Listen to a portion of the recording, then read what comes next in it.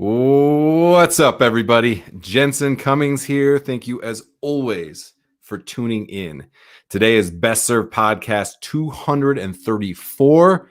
We're talking what goes on the menu. This is part of the Best Served Paragon channel, and restaurants are worth saving is a topic we've been touching for the last few weeks. This is part 3 of 5. It was really inspired by an article that Eater National did, where they took the temperature of, I believe, 23 different kind of leaders across sections of restaurants, food and beverage, hospitality, agriculture, the whole ecosystem. And we were really struck by the different things that people had to say. And so we always like to take that, put it through our framework, right? And focus on kind of why to when is what we do. So we think about why we get out of bed in the morning and do what we do, who it is that we serve, what is what we're talking about today, what goes on the menu, what it is that we actually offer, how we go about executing that, where and when, kind of finish that out. Where is our physical locations or the space in which we exist, and when is how we go about managing our timelines. This is the framework that restaurants really need to be thinking about, which is the makeup of the Paragon Pillars, which is a roadmap to an equitable, profitable, sustainable restaurant model. This is born out of an idea that myself and Andrew have been really working on, where we are thinking about restaurants completely differently than we ever had when we were professionals in the restaurant itself. We have a little perspective now and are thinking about what would it take for 65-year-old line cooks to be able to retire in an industry because we invested in them. We allowed them the opportunity to put 2.5 kids through college, the proverbial gold watch and the pension of the American dream, and recognizing that our industry is just not built for that. There are not 65-year-old line cooks. That is not a reality, unfortunately. What would it take for that to happen? And for us, that comes with 2 outcomes, 2 pillars that are the foundation of the Paragon Pillars. Number 1, to create a model in which you have 75% employee retention and satisfaction, which is inverting the industry standard currently of 73% turnover rate. How do we invest in our people and create longevity for them? Because we know that every single time we lose a line level employee, it costs us $6,000 on average in a restaurant. And a manager, $13,000 to $14,000. Imagine if $6,000 worth of food walked out of the door, you would lose your shit, you would stop everything, and you would attack this issue. Yet we allow that opportunity every day. $6,000 walks out the door, and we need to reconcile that and figure out a path to be able to get to that number. Number 2 is profit, 19% net profit. We used to think of it as 20% as the scalability for a lot of industries, for a lot of models. Now we say, fuck COVID-19, 19% net profit for restaurants minimum. This is what we need to, again, be sustainable, be profitable, because when 5, 6, 7% is the industry norm, you are one mishap away. You are one major equipment malfunction. You are one down quarter because of weather, inclement, this, that, the other, not to mention COVID-19, away from closing. And so these are the pillars that we want to kind of attack. So that's what we talk about in this series. And so we want to get into the article. Andrew, if you can just give people high level, the article that we're talking about in Eater, which, by the way, is in the comments. Go check out the article. Really, really good stuff that goes a little more in depth. And we're just kind of touching on it, thinking about our lens. But what can people expect from that article as a whole? Yeah, really cool article. And like you said, taking the point of view from 23 different professionals across the country, East Coast to West Coast, North to South, different aspects of the business, from, farmers to coffee shop owners, all the way up and down the spectrum. And I think it's great because it's forward thinking in a way that doesn't necessarily provide all of the answers, but it does definitely demonstrate what a roadmap could look like, and really kind of what people would like to see. Some people offer suggestions as how to get there. Some people are just very forward thinking and coming up with ways to reshape the industry. Yeah, so what we're going to do is we have quotes from 3 individuals from the article, and we're going to use those as kind of laying the groundwork for us and go down some different rabbit holes, contextualize with some stories. Andrew's got a lot of data information. We're going to kind of weave into that because we're always thinking about the human experience and how that translates to the business experience, to the industry experience. And so we're going to really, really focus on that through this article. So let's just bring up kind of our first representative within this article. Who's the first person that we thought had something interesting to say when it talks about kind of what goes on the menu for us? Yeah, so I think we're going to start with Azalina Usopa, and she's out in San Francisco, and her quote was, "Right now, we're not really charging the correct cost of a meal. We as a business have to do our job to create that awareness. I think that's the change that needs to be seen so people don't question and will be more willing to pay for the true cost of a meal." All right. This is a huge topic. Huge topic. The value, the perceived, and the actual transaction that's happening in restaurants. And there's a lot to unpack here. I want to think about this in two different ways. One, the consumer, and two, the actual operation itself, because there's a misunderstanding, there are misnomers, there is misinformation, and we just don't understand. I think recently avocado toast was like the whipping boy for what the value was, when people are saying, wait, you're throwing avocado onto toast and you're charging me $8 for that. That there needs to be an understanding of what happens. Yes, a lot of people are overcharging for that. What I want to talk about in this first is our understanding of restaurants' ability to affect the entire ecosystem of commerce around it. It is a pass-through business, all right? And a pass-through business means not only are we selling a product at the end, we're also selling the culmination of multiple people's, entities, businesses, products along the way, from the rancher or the fisherman to anybody who's processing that product to who's delivering that product. And then at the end of it, we're charging a certain price for that. There's a couple challenges that restaurants face therein. A huge one is subsidies for commodity foods. The Farm Bill and the way that we basically are incentivizing cheap food. Huge issue, cheap food. And we understand that there was a need after the Great Depression to get wheat, corn, and soybeans at such a low price so we could just get people calories and feed them. Unfortunately, now every piece of junk food is so jam-packed with these commoditized ingredients that you can get a dollar at McDonald's can buy you a ridiculous amount of food in comparison to, again, that $6 avocado toast.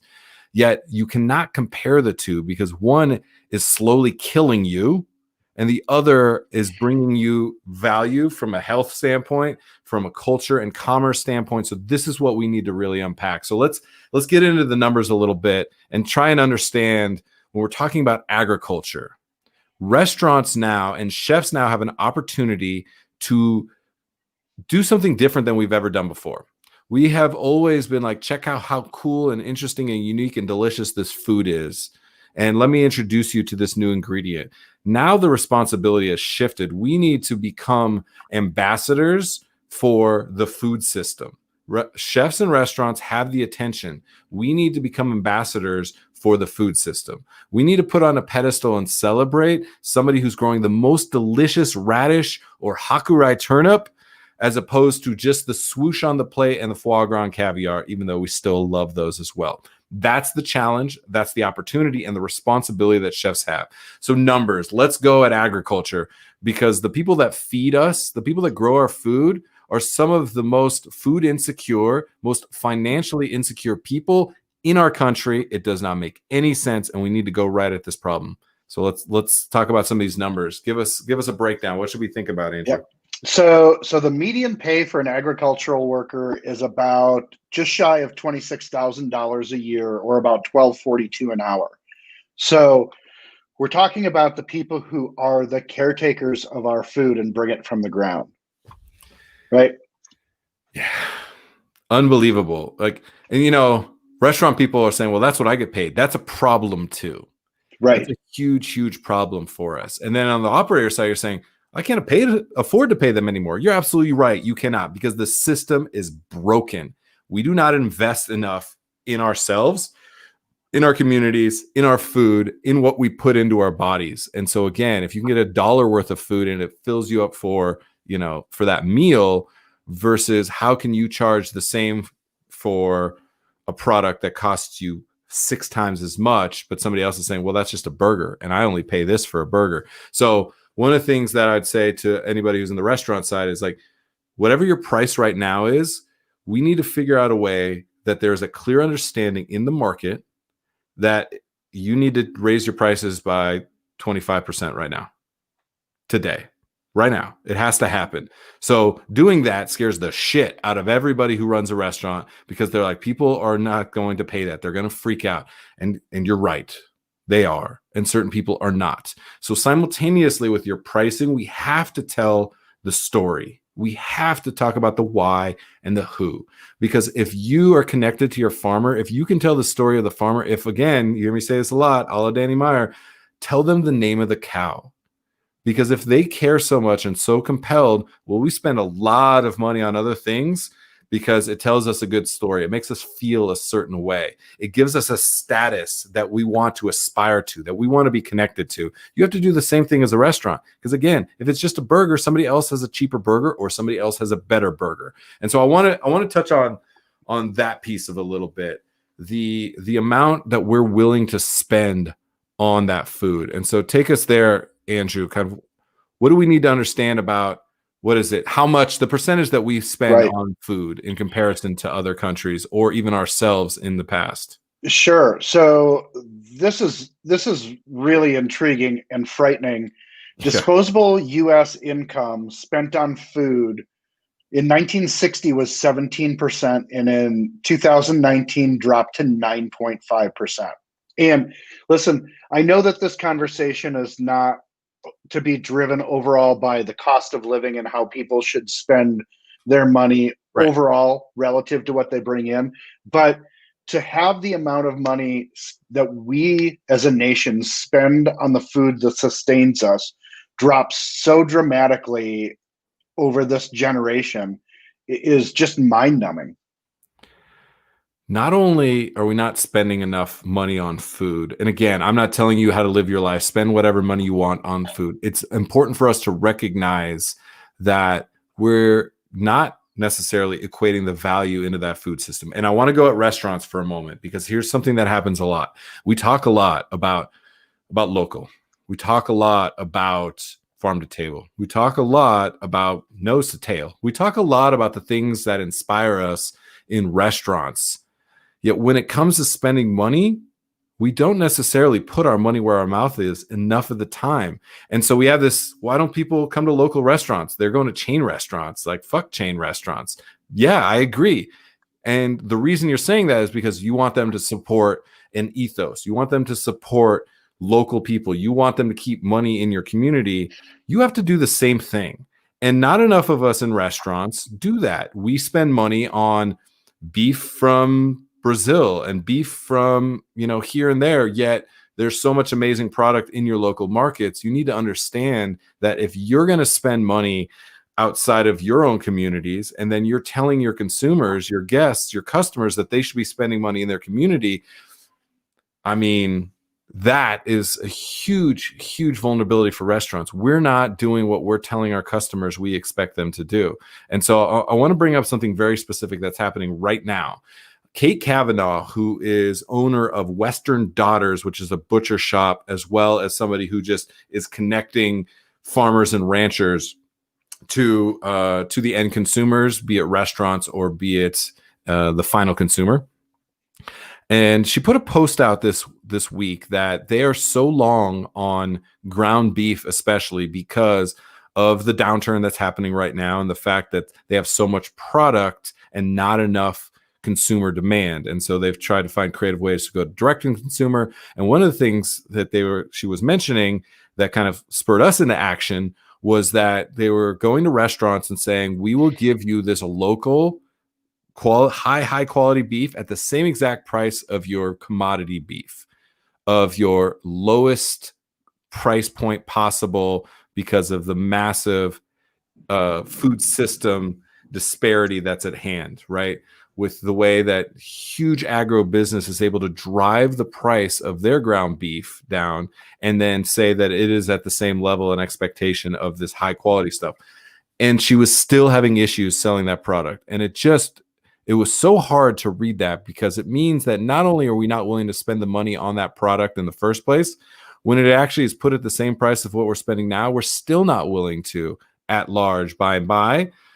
That is a huge issue for us, because it just means we're lazy. Like, I don't know what else I could say about it. It just means that we're not willing to spend that money on that product, even if it's the same price, yet we want somebody else to be able to spend $14, $15, $16 on our burger. And then we demonize somebody and the companies that are selling a burger for $1, $2, $5, whatever that might be. I don't know where to go from there, Andrew, but it really concerned me when we're thinking about that. What do you think's at play? What are some of the things we need to be considering? Well, I think part of the extended issue here also is when you talk earlier about the lack of nutritional value, right? Like you can get plenty of food at a low cost that has, somewhere is between devoid of nutritional value or is killing you, like you said. Yeah. And part of that issue is, in fact, supply chain, right? Because the farther away the food comes from, the less nutritional value it's going to have by the time it gets to you. So, focus on Palisades peaches and Rocky Ford melons and things that are within 100 to 300 miles of Denver, as opposed to trying to get something from upstate New York when it's also available here. And I think that the shorter the distance, the higher the nutritional value, as well as the more regional food you're going to be able to get to eat, instead of trying to have everything available for everybody at every place in the country. Yeah. And again, I understand food's expensive and then people aren't paying enough for that food. You're fighting on multiple fronts. It's the system that we're trying to break down. And so creating the understanding of the expectation of value at every level, like we're having to educate restaurants on, you want people to invest in your dishes because you think that you are offering something unique, different, and better than the chain down the street, then you have to do the same when it comes to the products you're bringing in. You have to support that farmer. And especially, it really got me going. You're not willing to take the product on at the same exact price as the commodity. That just speaks to, there is some fear and insecurity in that, and also laziness. And the fear and insecurity, I get it. The laziness, I cannot abide. You need to put forth some effort, and it's not always going to be easy. And I think we kind of weaved into a couple of the other quotes, but let's bring on a couple of those other people and make sure that we touched on their. Yeah, and I think that this one really ties well into what we have been talking about from Keba Conte, former of Red Bay Coffee in Oakland, and what they said was there's still a lot of exploitation that happens at the farm level. I would say that's probably the single biggest challenge and weakness that this entire industry has. The people who are doing by far the most labor-intensive portion of the entire supply chain are at origin, and they're getting the smallest piece of the pie in terms of compensation and how the dollar is divided up. The level of exploitation and the level of poverty that exists for the farmers and producers is a tragedy. Yeah, and this is, again, the responsibility that restaurants are going to take. I understand you're not making much money. We want to create an opportunity to map towards making more money, inclusive of the way that we support every other level of this industry and this food system specifically. So what we're talking about here is a lot to go with immigration, right? There's a lot to go with documented or undocumented immigrants working in the food system, right? And they are so underserved, it's ridiculous. And in restaurants, we completely understand that so many of our best people are recently documented or undocumented or first generation in this country. And it's important for us to recognize that we have, again, the opportunity and responsibility to lift these people up by the way that we respect, one, them as individual human beings, which I don't think we do a good enough job as a whole. Two, is that we're going to make sure that there's enough pay in that system. And three, that we're going to create that pass-through where the value of that product is escalated at every point of that versus diminished to the smallest common, to the cheapest possible. And if restaurants are just buying the cheapest food possible to pass that on, what's the point? Why are you doing this? That's the question that we really need to be asking ourselves. Yet if at every level you say we're working with this farmer and this rancher, and like their 3 kids are going to college because of the ground beef that we've bought from them, I will be willing to pay whatever you need me to pay to have that. The burger better be delicious, but I'm willing to pay anything that it takes for that story to continue to be compelled, to continue to thrive in that way. I think that's an important recognition. And so we have to pay more into the system. And I understand that restaurants right now don't feel like they can. But here's the thing. You have to put forth the effort. I think about when we started Slotted Spoon, which was just our fast casual meatball joint. And I was coming from, being the chef owner, chef driven restaurants, all that. And I'm like, I'm doing fast casual. I had to find ways as a chef to still feel like I was doing something meaningful, right? And what we did was we committed to have over 50% of our food purchasing dollar go to local products. And we ended up around 57% on average. And the way that we went about that was our beef, pork, chicken, onions, gluten-free bread, which was for all of our breadcrumbs in our meatballs were gluten-free, and our eggs. Those are the 6 products that we invested heavily in and made sure that 57% of our food purchasing dollar went to local products. This is a fast casual joint that was $12 per person, food out in less than 5 minutes, right? This is what we went about that. And I see a lot of farm to table restaurants that don't even know how much of their food dollar is going to it. And we need to be critical and understand the numbers to be able to make sure that we're actually delivering on the brand promise that we're making to ourselves and telling our team we are farm to table, we support local.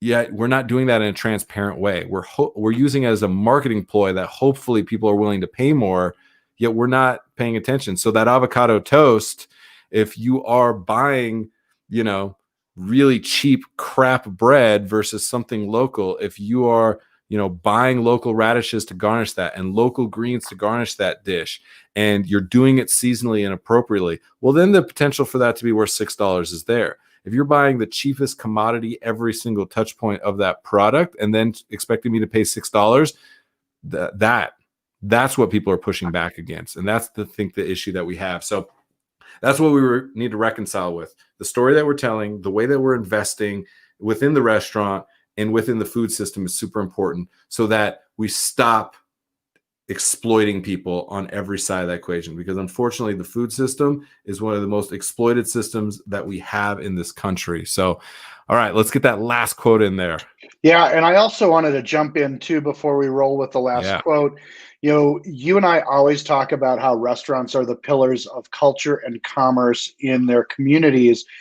And if you're going to be a pillar of commercial success, you can't do that independently. Yes. Being a pillar of commercial success, especially in a restaurant, is all the way up and down the supply chain. So to your point, all of the touch points that you just mentioned in your last part of the conversation, it's restaurants being able to do what they can do, not only to increase the value of what they get raw, but to support the value of that raw product that is brought to them from the farmers, from the ranchers, and everybody else that's involved in that entire process. And you bring up the point, you're talking about kind of the whole supply chain and how we escalate that piece. I also think within that community, we just infight within restaurants because we have this scarcity mindset, this survival mode mindset where we're barely getting through the day. I don't have enough time to fucking barely get through, let alone invest more time to find a local ranch, invest more time to put forth that effort to create the transparency of the numbers, put forth the time to educate my staff further than just knock out these recipes. And I completely understand that. Yet we have to recognize that that is not a good system. We need to create a new system where those fundamental pieces of why we do what we do, telling that compelling story, being the pillar of culture and commerce, taking care of your people, mapping to the 65-year-old line cook, those need to become the single most important things. Yet what we do and how we do it, and thinking that if you put this different sauce on this burger, it's going to be the thing that sets you apart. It just isn't.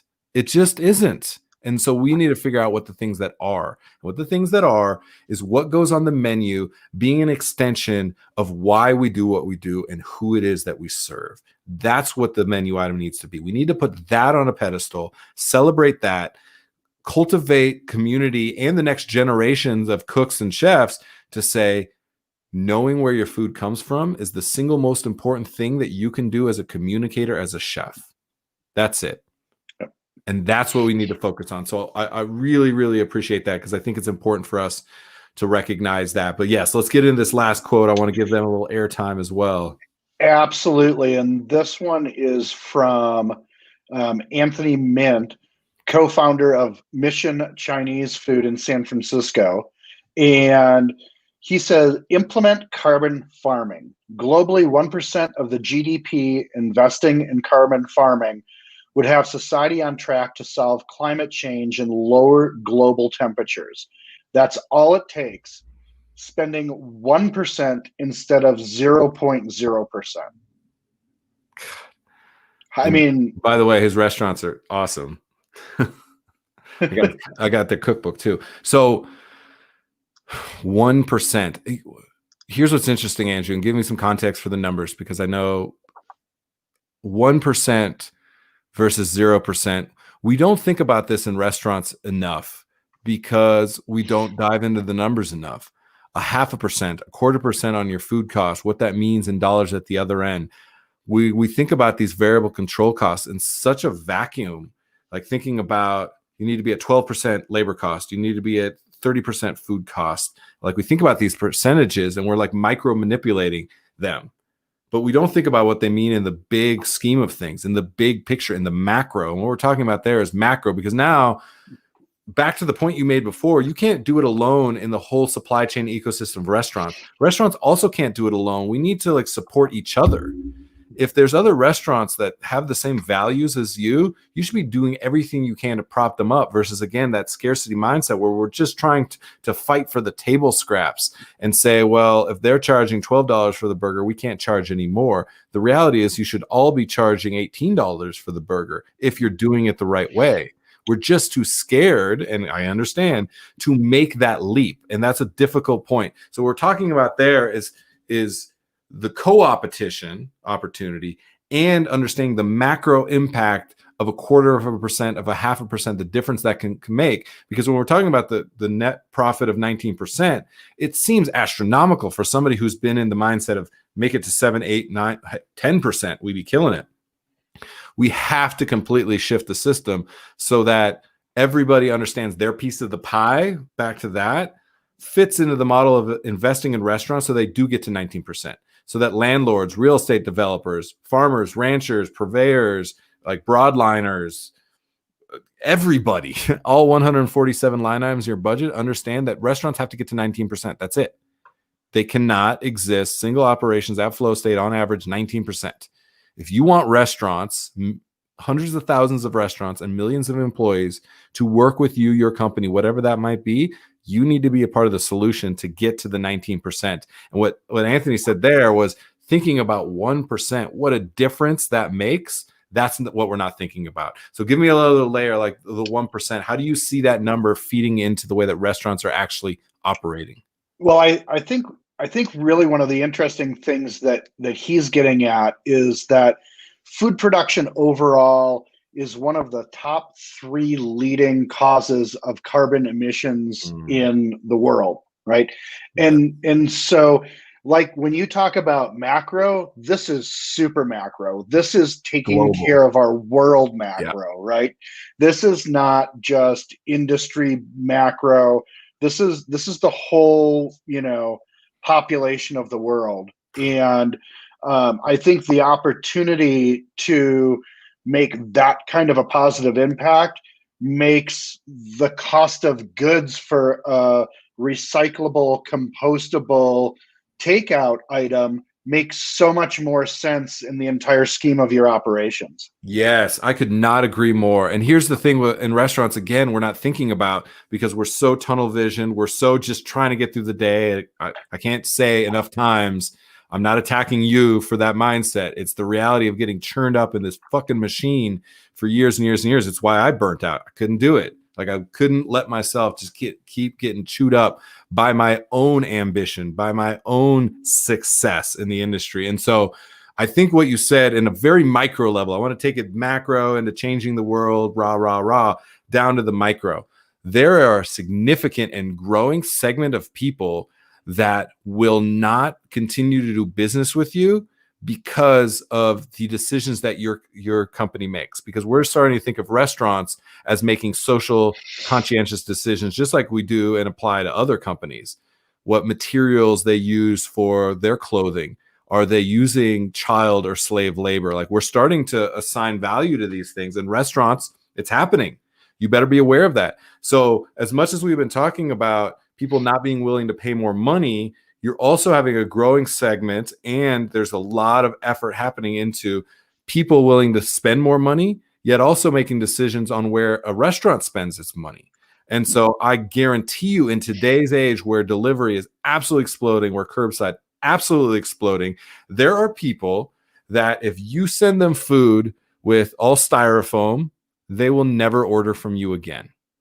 And that trickles down degree by degree. But I absolutely believe it's something that restaurants are not thinking about. The investment that you're making, if you're then charging them a certain amount of money, you better deliver at every touch point for that guest. And many people are assigning value to the conscientious decisions that you are making as a restaurant. And so that's what I think we need to really, really be aware of is your investment. If you can tell the story and clearly articulate the value at every touch point, well, then you need to be held accountable to that at every touch point. And if you're saying, I want to charge you $13, $14 for my burger, yet then it shows up in a styrofoam container, nobody's ever going to assign that value to you ever again. And that's the vulnerability that restaurants are really playing at. And you have to think about that. It's one of the things you're going to totally off tangent, and then we're going to wrap this episode. But we want to Best Serve, Paragon Pillars, all of these things are mapping towards redetermining and reassigning value in our industry. I don't want to see James Beard Awards for best chef anymore. Not because I devalue a chef. I wanted to be that chef. What I want is best dishwasher. What I want is person most likely to cover a shift for somebody. What I want to see is restaurants. Yeah, the dishwasher. Come on. $25 an hour dishwasher. How do we get there? What I want to see is, this is a whole other thing, but Yelp now is saying that they're going to let people know if restaurants have been accused of racism. I really don't want to see Yelp become the keeper of our social fabric in any way, shape, or form. Yet what it's showing is that people want to know, and Yelp is a place that's aggregating information for the consumer. So the attention to that, I understand. Yelp is the ambassador for that, not necessarily something I want to see. What I want to see is, like, I'd love to see restaurants rated on how much they pay their staff, the average tenure of your staff, the amount of local products that you purchase. I could imagine somebody being ranked on those characteristics. You see some of it like Good List 100, where they're doing some of that based on purchasing. How you organize your company and the investments that you make, I could absolutely see that being something that the consumer is looking to pay attention to. Because if they're looking at the two $16 burgers, and restaurant A has an average tenure of 3 years for their employees, and on average they're paying $22 an hour, and the other restaurant has an average turnover rate of 73%, and their average tenure is 2 months, well, I'm going to spend the money on the one that's investing in their people, because they are doing everything they can to make sure that that $16 burger is going into the value into every single touch point of that ecosystem. That's it. Great episode. Andrew, any parting thoughts? This one felt good. Yeah, it does feel good. And again, it all ties back to culture and commerce. Restaurants are the pillars, and the financial way forward, all the way up and down, has to be found to make sure that we can maintain that role in our communities.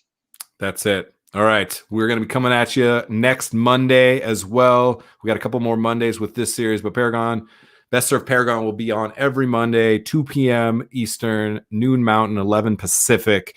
And we'll be digging into these different topics that kind of break down that why, who, what, how, where, when, for us to really, really put value in every single one of those buckets is going to be important for us because we get so chummed up in the minutia of what we do and how we do it. So this was Best Served Podcast, 234. Look back to episode 226 and also 210. That was 1 and 2 of this series. You can find kind of why we do what we do, who it is that we serve in the same context, and we'll be coming back to you the next couple of weeks. That is it for today.